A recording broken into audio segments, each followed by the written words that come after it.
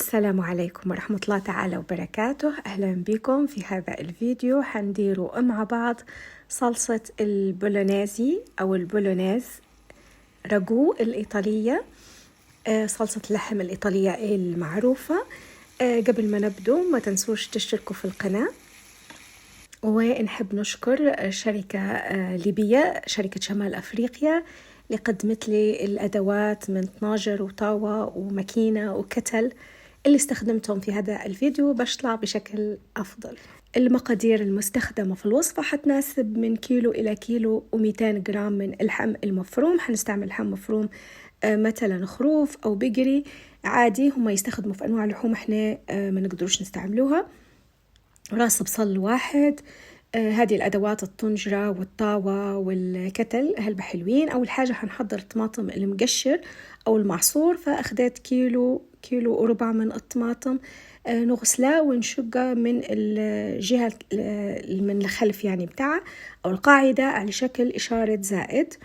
وأنا هذه المرة مش حنغليه على النار، مجرد حطيتها في هذه الصينية الستيل وحنغليها المية في الكتل. غمرتها بالمية وغطيتها بمخطط الطنجرة ونجحت الخطة. أول حاجة حنستخدم هذه الماكينة لفرم رأس من البصل بشكل ناعم، ممكن تستخدموا بصل أحمر أو أبيض. والماكينة جاي معاها هذا الموس البلاستيك اللي استعملته باش نزلت البصل. على النار حنسخن شوية من زيت الزيتون، وحنحط البصل وحنخليه دقيقتين على النار لين ياخد لون ذهبي خفيف. وحنجهزوا السوفريتو اللي هو أساس عنا في صلصة البولينيز، اللي هو 3 عروف من الكرافز مع 2 أو 3 قطع من الجزر حسب حجمهم. طبعا الكرافز لما يكون متوفر العريض، العروف العريضة هو المفروض يندار، لكن مش متوفر في بلادنا إلا توا شهر 2 إن شاء الله يتوفر. رحيتهم بنفس الماكينة بشكل ناعم. بعد ما خديت دقيقتين البصل على النار حنضيف له ملعقة كبيرة من الدقيق، وحتى هي حنقلبها ونخليها تقريبا نص دقيقة يعني 30 ثانية قبل ما نضيف الجزر والكرافز. طبعا هادو الأساس عنا، يعني مش حنضيفه إكليل ولا حتلقوا وصفات وممكن انتو تبدعوا وتغيروا، بس احنا بنديروه بشكل تقليدي اللي هو او النكهة الكلاسيكية اللي هي الجاية من الكرافز او الجزر، منبوش اي نكهة تانية تغطي عليها، بدات لما يبقى عروف كبار ويقعد طايب عليه مهلة.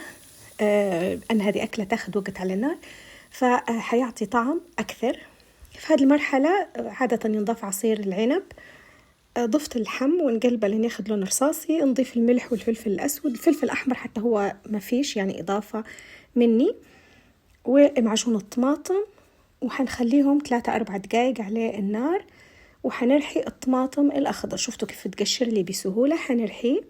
لو حتستخدموا الجاهز حتشروا شيشة من الطماطم المعصور الطلياني متوفر، وحقة من الطماطم المقشر يعني أنا ديما نستعمل فيهم، وسبحان الله هذه المرة ما كانوش عندي. وهنا تقدروا تضيفوا عصير العنب وتخلوه يتبخر. وطبعا احنا لأننا مستخدمين عصير عادي يعني مش اللي هم يستخدموا فيه، فأنا ضفت الطماطم، ونعتذر طبعا على البخار. المهم ضفت الطماطم المعصور، وممكن نصها تعصروه نصها تحطوه هيك طماطمات يعني مقشرين وحيدوبوا.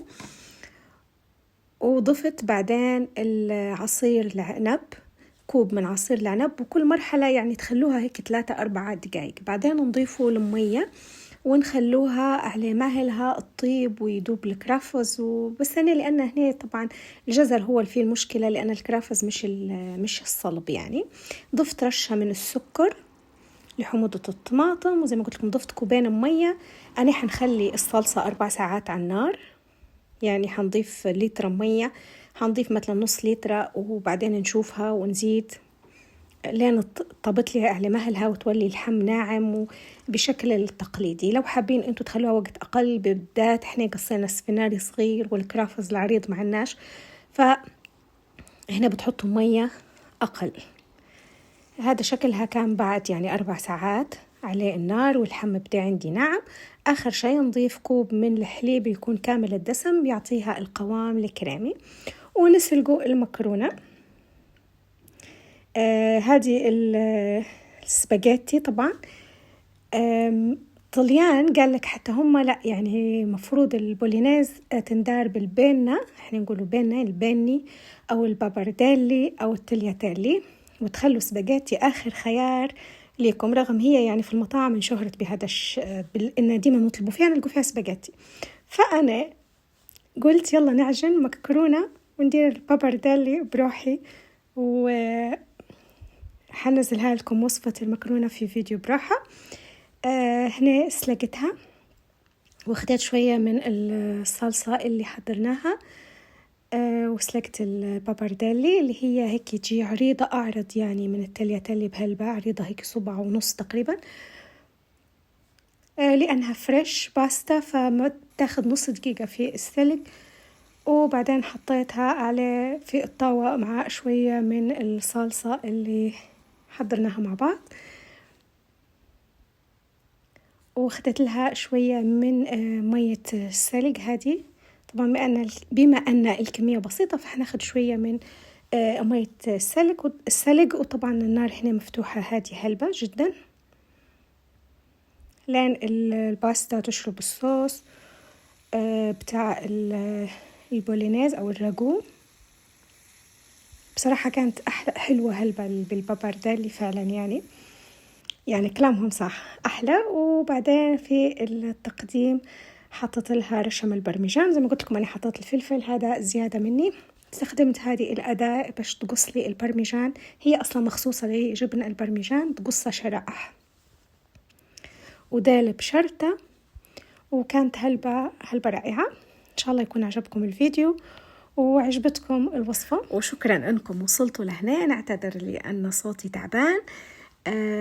شكرا للمتابعة، خلوا لي تعليقاتكم، مع السلامة.